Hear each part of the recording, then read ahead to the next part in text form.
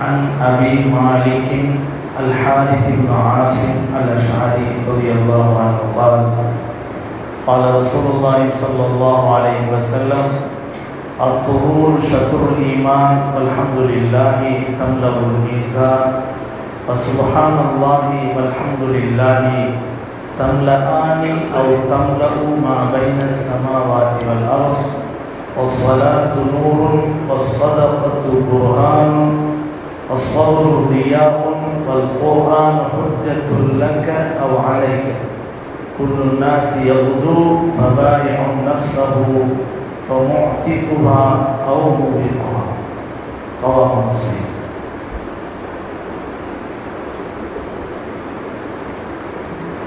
سيدنا ஹாரித் இப்னு ஆசிம் அல் அஷ்அரி ரலியல்லாஹு அன்ஹு அவர்கள் அறிவிக்கிறார்கள், அல்லாஹ்வுடைய தூதர் கண்மணி நாயகம் ரசூலுல்லாஹி ஸல்லல்லாஹு அலைஹி வஸல்லம் அவர்கள் அருளினார்கள், அத்துஹூரு ஷத்ருல் ஈமான், பரிசுத்தம் ஈமானின் ஒரு பகுதியாகும். வல்ஹம்துலில்லாஹி தம்லஉல் மீசான், அல்ஹம்துலில்லாஹ் என்ற திக்ர் நன்மையின் தராசை நிரப்பிவிடும். வசுபஹானல்லாஹி வல்ஹம்துலில்லாஹி தம்லஆனி அவ் தம்லஉ மா பைன ஸமாவாதி வல் அர்த். சுபஹானல்லாஹ் என்பதும் அல்ஹம்துலில்லாஹ் என்பதும் இந்த இரண்டு திக்ர்களும்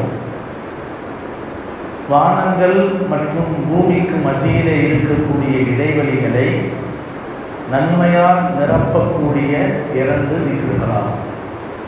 வஸ்ஸலாத்து நூறு, தொழுகை பிரகாசம். வஸ்ஸதகத்து புர்ஹான், தர்மம் ஆதாரம். வஸ்ஸப்ரு தியாவும், பொறுமை பேரொளி. வல் குர்ஆனு ஹுஜ்ஜத்துல் லக அவ் அலைக, நாம் ஓதக்கூடிய குர்ஆன் ஒன்று நமக்கு ஆதரவான ஆதாரம் அல்லது நமக்கு எதிரான ஆதாரம். குல்லு நாசி யகுது, ஒவ்வொரு மனிதனும் தன்னுடைய முயற்சியின் மூலம் செயல்பட்டு கொண்டே இருக்கிறான், தன்னுடைய வாழ்க்கையை நடத்தி கொண்டே இருக்கிறான். ஃபபாயிஉ நஃப்ஸஹு, தன்னுடைய தனக்கு வழங்கப்பட்ட ஆன்மாவை அவன் விற்பனை செய்கிறான், தன்னுடைய ஆன்மாவை தன்னை விற்பனை செய்கிறான். எதற்கு பகரமாக? ஃபமுஅ்திகுஹா, ஒன்று அல்லாஹ்வுடைய வழிபாடு என்று சொல்லப்படக்கூடிய அவனுடைய கட்டளைகளை சரியான முறையிலே நிறைவேற்றுவது, வணக்க வழிபாடுகளிலே ஈடுபடுவது போன்ற காரியங்களின் மூலம் தன்னுடைய வாழ்க்கையை கழித்து தன்னை நரகத்திலிருந்து விடுதலை செய்து கொள்கிறான். இதற்கு பகரமாக இது நம்மையே அல்லாஹ்வுடைய கட்டளைக்கு வழிபட்டவர்களாக ஆக்கி கொண்டு நம்முடைய ஆன்மாவை விற்பனை செய்து விடுதலையை அதற்கு பகரமாக வாங்கிக் கொள்கிறான், நரகத்தை விட்டும் விடுதலை பெற்று விடுகிறான். அவ்மூபிக்குஹா, அல்லது சில மனிதர்கள் செய்வதைப் போல அல்லாஹ்வுடைய வழிபாடுகளுக்கு மாற்றமாக, அல்லாஹ்வுடைய பொருத்தத்துக்கு மாற்றமாக பாவமான காரியங்களில் ஈடுபட்டு தேவையில்லாத விஷயங்களில் ஈடுபட்டு தன்னைத்தானே தண்டனையில் ஆழ்த்திக் கொள்கிறான். ஆக ஒரு மனிதனுக்கு கிடைக்கக்கூடிய நல்லருளுக்கும் அவன்தான் காரணம், ஒரு மனிதனுக்கு கிடைக்கக்கூடிய தண்டனைக்கும் அவன்தான் காரணம். நான் என்னென்னமோ செஞ்சேன், அல்லாஹ் என்னை தண்டனை கொடுத்துட்டானே அப்படின்னு யாரும் சொல்ல முடியாது. நமக்கு கிடைக்கக்கூடிய தண்டனையாக இருந்தாலும் வெகுமதியாக இருந்தாலும் எல்லாவற்றுக்கும் நாம் தான் காரணம் என்ற விஷயத்தை நபிகள் நாயகம் ஸல்லல்லாஹு அலைஹி வஸல்லம் அவர்கள் சொல்லி காட்டுகிறார். இந்த ஹதீஸ் முஸ்லிம் ஷரீஃபில் பதிவு செய்யப்பட்டிருக்கிறது. இந்த ஹதீஸில் நிறைய செய்திகள் நமக்கு சொல்லித்தரப்படுகின்றன. பரிசுத்தம், முதல் விஷயம் பரிசுத்தம். இஸ்லாமிய மார்க்கத்தில் சொல்லப்பட்டிருக்கக்கூடிய தூய்மையின் அளவுக்கு வேறு எந்த மார்க்கத்திலும் மதத்திலும் சொல்லப்பட்டிருக்க முடியாது. தூய்மை ஈமானில் ஒரு பகுதி என்கின்ற அளவுக்கு இஸ்லாம் நமக்கு தூய்மையை வலியுறுத்துகிறது. ஈமானுக்கு அடுத்தபடியாகத்தான் மற்ற எல்லாமே. ஒரு மூமினுக்கு ஈமானுக்கு அடுத்தபடியாகத்தான் மற்ற எல்லாம். ஈமான் தான் முதல் தரம், மூலதனம். ஈமான் இல்லாமல் ஒரு மூமினுடைய வாழ்க்கையே கிடையாது. அப்படிப்பட்ட ஈமானோடு தூய்மையை நபிகள் நாயகம் ஸல்லல்லாஹு அலைஹி வஸல்லம் அவர்கள் இணைக்கிறார்கள். காரணம் என்னவென்று சொன்னால், நாம் வணங்கக்கூடிய வணக்க வழிபாடுகளிலேயே தலையாய வணக்கம் தொழுகை. தொழுகை என்பது சொர்க்கத்தின் சாவி. அந்த சொர்க்கத்தின் சாவி நமக்கு கிடைக்க வேண்டும் என்றால் தொழுகையை நியமமாக சரியான முறையிலே தொழ வேண்டும். அந்த தொழுகை தொழுதால் மட்டும் போதாது. அந்த தொழுகைக்கு சில நிபந்தனைகள் உண்டு. அந்த நிபந்தனைகளில் மிக முக்கியமான நிபந்தனை தூய்மை, பரிசுத்தம், தொஹாரத். அதனால தான் தொழுகையினுடைய பாடத்துக்கு முன்னாலேயே நமக்கு முதல்ல தஹாரத்தினுடைய பாடத்தை கொண்டு வருவார்கள். தஹாரத் என்று சொன்னால் உள்ளத்தினுடைய பரிசுத்தம் என்பது ஒரு பக்கம் இருக்கட்டும், வெளிரங்கத்தினுடைய வாழ்க்கையில் இருக்கக்கூடிய 3 வகையான பரிசுத்தம் தொழுகைக்கு அவசியம். ஒன்று உடல் சுத்தம், உடை சுத்தம், இடம் சுத்தம்.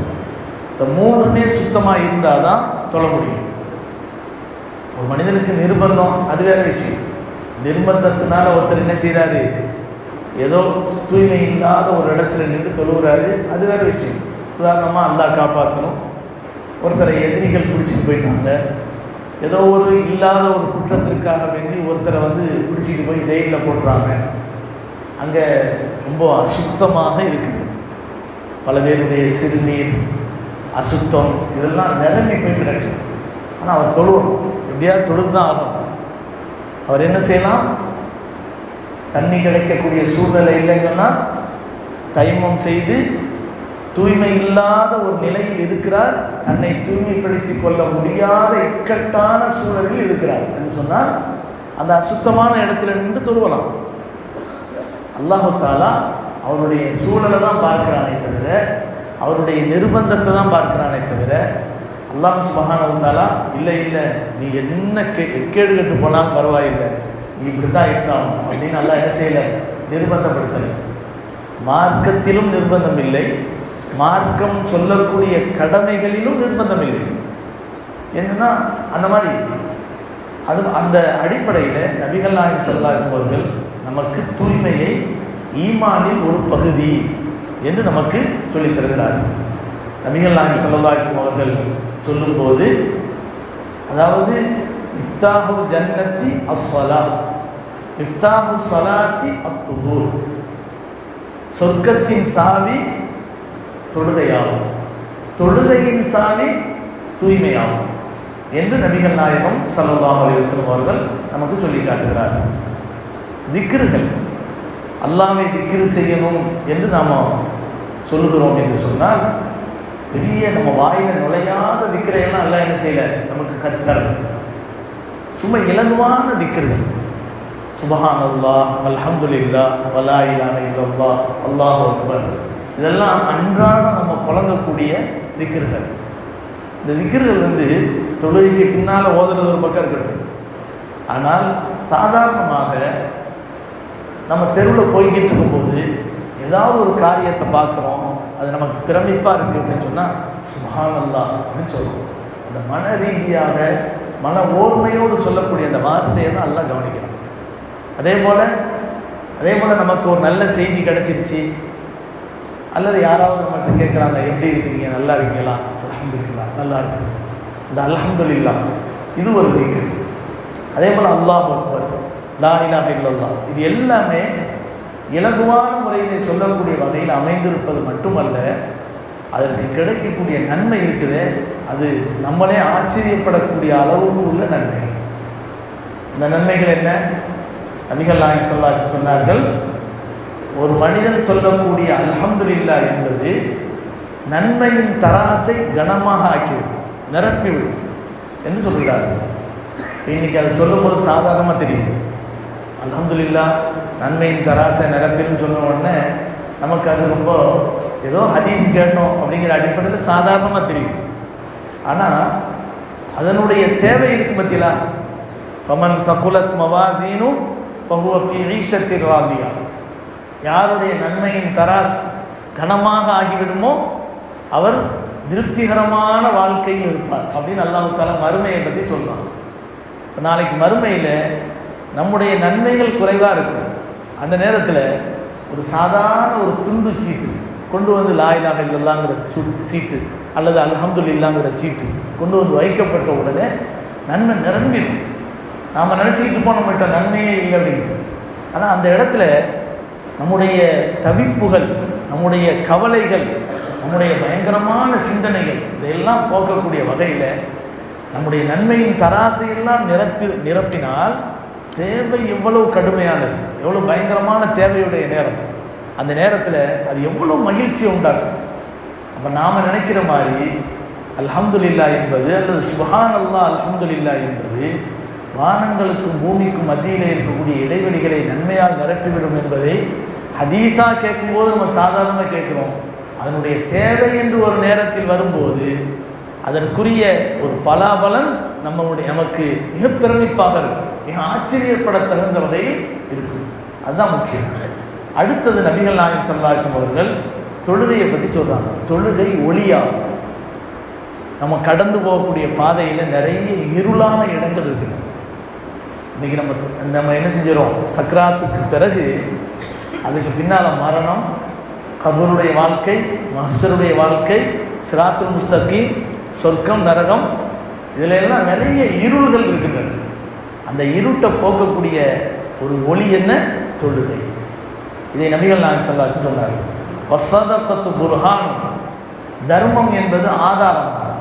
இவன் நல்லவன் தான், இவன் சிறந்தவன் தான், உனக்கு வழிபட்டு நடந்தவன் தான் என்ற ஒரு ஆதாரத்தை அல்லாஹ்வுக்கு காட்டக்கூடிய ஒரு அற்புதமான குணம் தர்மம். வஸ்ஸபுரு தியாவும், பொறுமையை பற்றி நம்ம பேசிக்கிட்டு இருக்கோம். பொறுமை என்பது ஒரு பேரொளி, பொறுமை என்பது ஒரு பேரொளியாகும் என்று நபிகள் நாயகம் ஸல்லல்லாஹு அலைஹி வஸல்லம் அவர்கள் நமக்கு சொல்லித் தருகிறார்கள். அதே போல் குர்ஆனின்படி நடந்தால் குர்ஆன் நமக்கு ஆதரவாக சாட்சி சொல்லும்.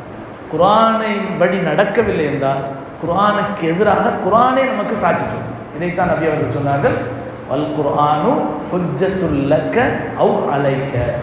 குர்ஆன் என்பது உனக்கு சாதகமான அல்லது பாதகமான ஆதாரம் என்று நபிகள் நாயகம் ஸல்லல்லாஹு அலைஹி வஸல்லம் அவர்கள் சொல்லி காட்டுகிறார்கள். இது ஒரு அழகான ஒட்டுமொத்தமான ஒரு சிறந்த ஒரு ஹதீஸ் என்பதை நாம் விளங்க வேண்டும். அல்லாஹ் தஆலா இதில் இருக்கக்கூடிய நல்ல விஷயங்கள் அனைத்தையும் பின்பற்றி நடக்கும் நற்பாக்கியத்தை நம் அனைவருக்கும் தந்த அருள் புரிவானாக. ஆகிரு தாவானா அல்ஹம்துலில்லாஹி ரப்பில் ஆலமீன்.